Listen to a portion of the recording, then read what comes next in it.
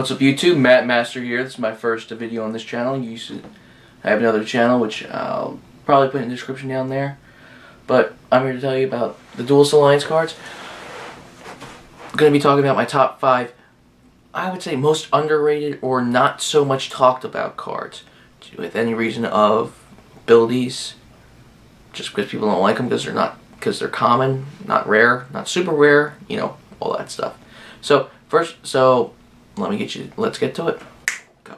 My first card is the spell card Pop-Up. Now this is a fairly common card within the Duelist Alliance pack. Being a quick spell card, it does give you the advantage. Since its effect is when your opponent has a field spell, you can use this card to play one of your own field spells from your deck. Kind of like the Terraforming spell card, except you can use it on your opponent's turn. Which gives you a little bit addition with people that like to play field spell cards. Spell books, and I know I play the spell counter deck. I like to have my field spell out there, and also with the Earthbound Immortals who need field spells on their side of the field. And Malefics as well. Second one is the Traveler. Second one is this. The Traveler and the Burning Abyss. Now, people that play the Burning Abyss know that their secondary effects when they get sent to the graveyard activate automatically. Now, what people are saying that, oh, we don't really need this card. It's that one little card that it's a little above situational, I've been told by a couple people.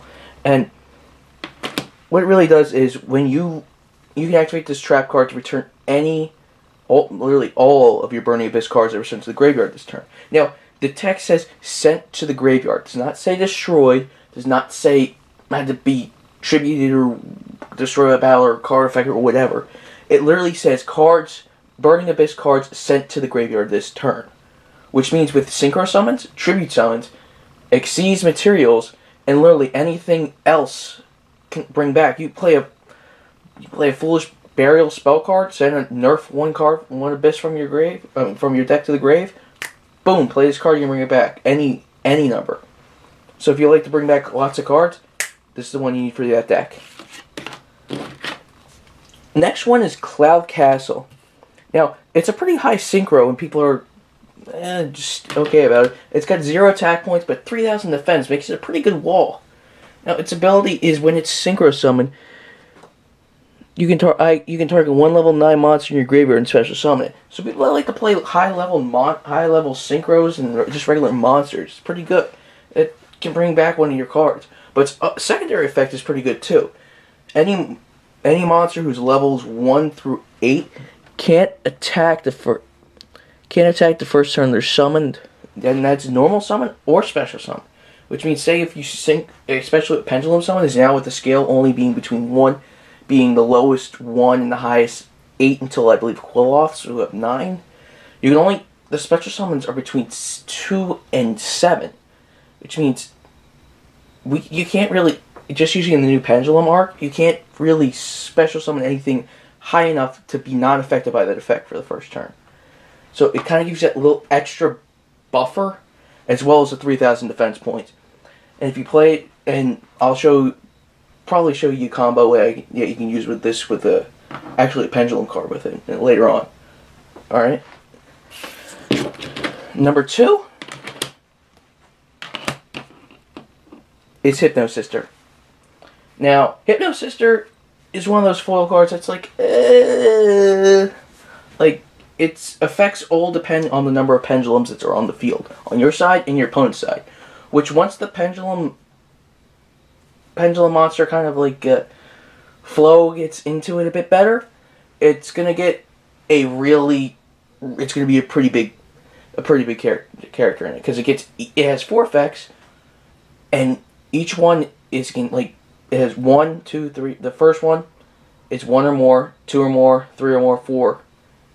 So even if there's 4 out, you get all 4 effects. And its effects, the first one increases the attack by attack and defense by 800.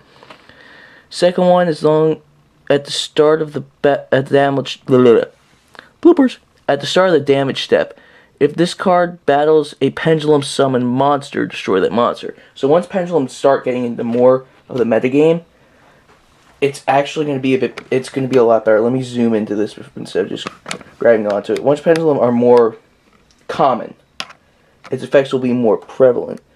That's three or more monsters your opponent control must attack this card if able. So, if monster your opponent, it has to attack this, but with its previous effect, if it's pendulums, if that monster's pendulum summon, it's destroyed the damage step. And its fourth effect, if this card destroys a monster by battle or by its own effect, you get to draw one card. So all that, if there's 4 on the field, it no longer does it gains 800 attack and defense, which will give it about 2100, attack points. Its secondary effect will destroy the pendulum. It will destroy pendulums, your opponent's pendulums on monsters. Third effect makes it that only their monsters can attack you.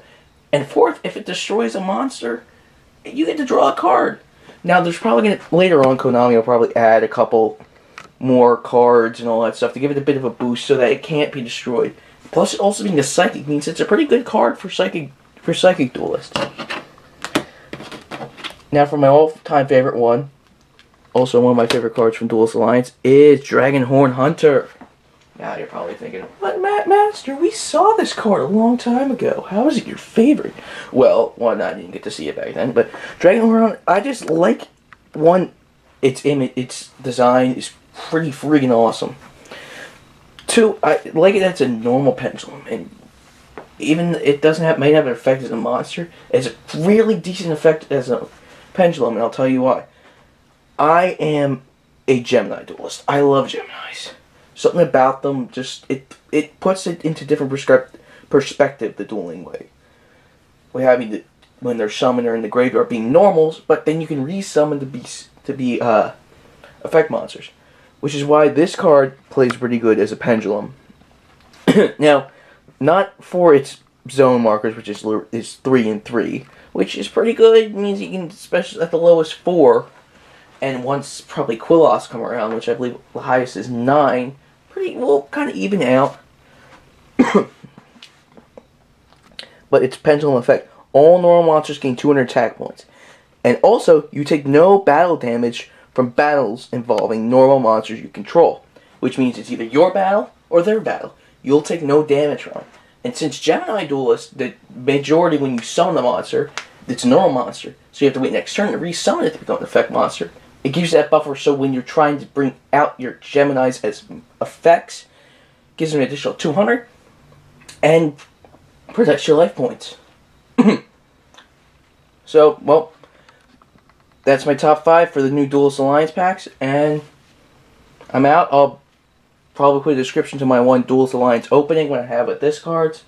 I have for these cards how I got these, and update for my eBay. And I'll probably have another Duelist Alliance opening pretty soon. Alright, peace out, people.